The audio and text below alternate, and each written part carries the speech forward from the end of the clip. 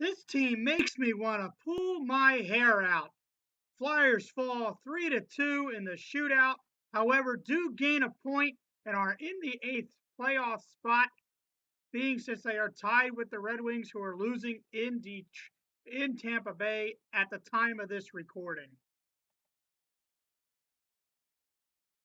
Hello, ladies and gentlemen. My name is Patrick Glenn, and welcome back to the channel. This is the Orange and Black Attack, and this team just makes you want to pull your hair out of your head. Oh my God. They had this game. They had it.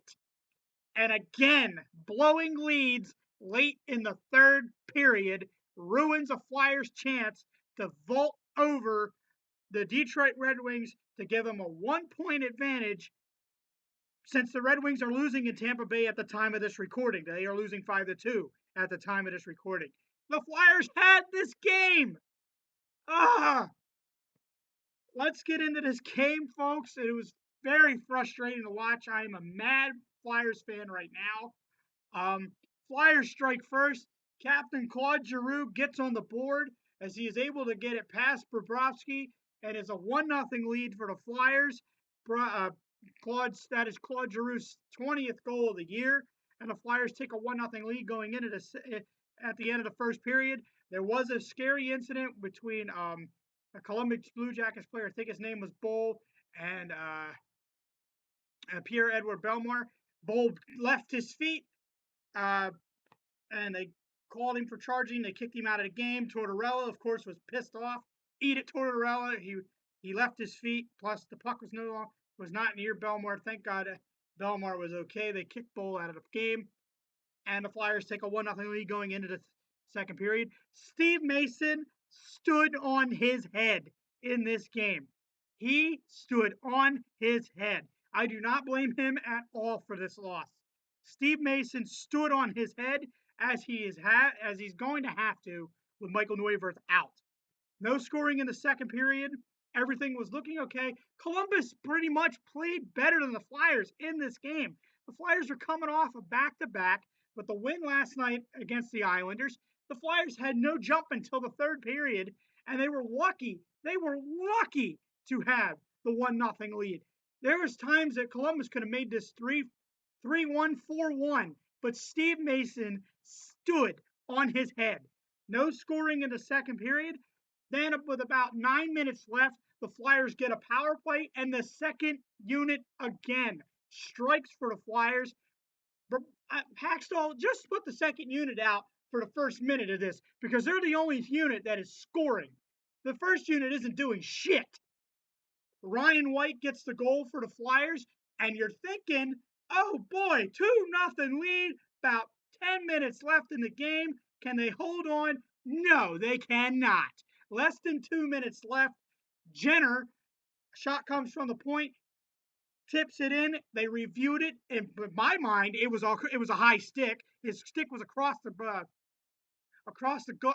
crossbar. That should have been a no goal, so it shouldn't have mattered. We shouldn't have gone to the shootout at all. But the referees again fuck it up.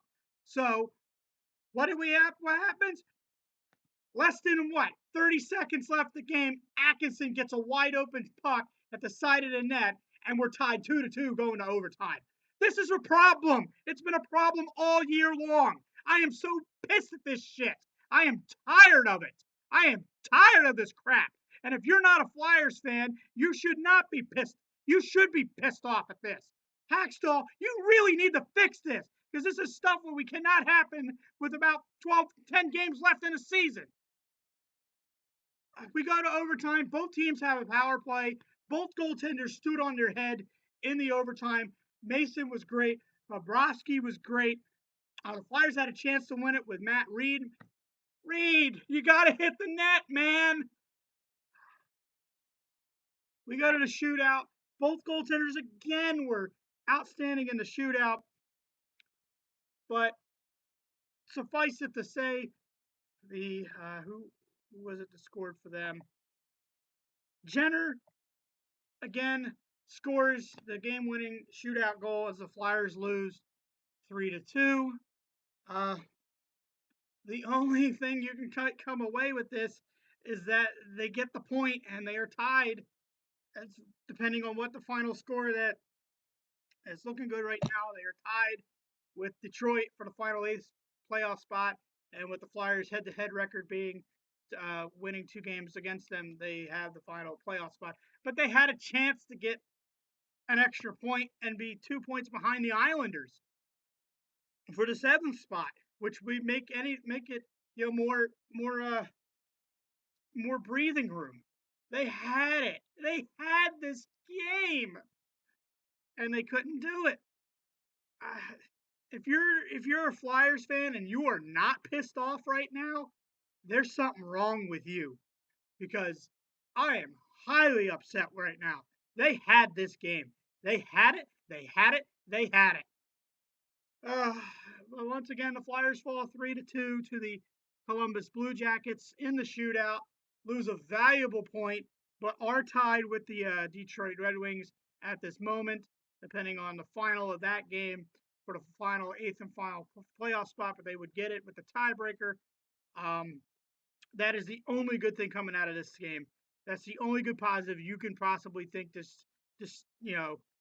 look ahead towards, is that the Flyers have the tiebreaker against the Red Wings and have the eighth and final playoff spot. Uh, Here are the goal scorers. First period for the Flyers, Claude Giroux. Second period, no scoring. Third period for the Flyers, Ryan White. And then Jenner for the Blue Jackets and Atkinson for the Blue Jackets. And then Jenner gets the game winner in the shootout as the Flyers fall 3-2. Have to turn around now as we go Thursday night. Let me get the time for that. Is that Flyers head to Colorado to play the Colorado Avalanche. That is a 9 o'clock start on Thursday night on Comcast Sportsnet. 9 o'clock on the East Coast, 6 o'clock on the West. I probably will not be doing a video after that game due to the fact that I am on vacation from work, and my boy and I are going away for a day or so to visit a friend of stay with a friend of ours for a night, and we're going to be in down where they are for that night, and I will miss the game. If I get a chance to watch the highlights, maybe I can come on with this. But the Flyers, they had this game, folks. They had it. You can't understand how mad I am right now. I am really mad right now. Hopefully I can calm myself down before I go to work here in about 16 minutes. I got to get in the shower and all that stuff. So, just got to turn around Thursday night, 9 o'clock against the Colorado Avalanche on Comcast Sportsnet, 9 o'clock Eastern Standard Time, 6 o'clock for those who live on the West Coast. And as I always say, good night and good hockey.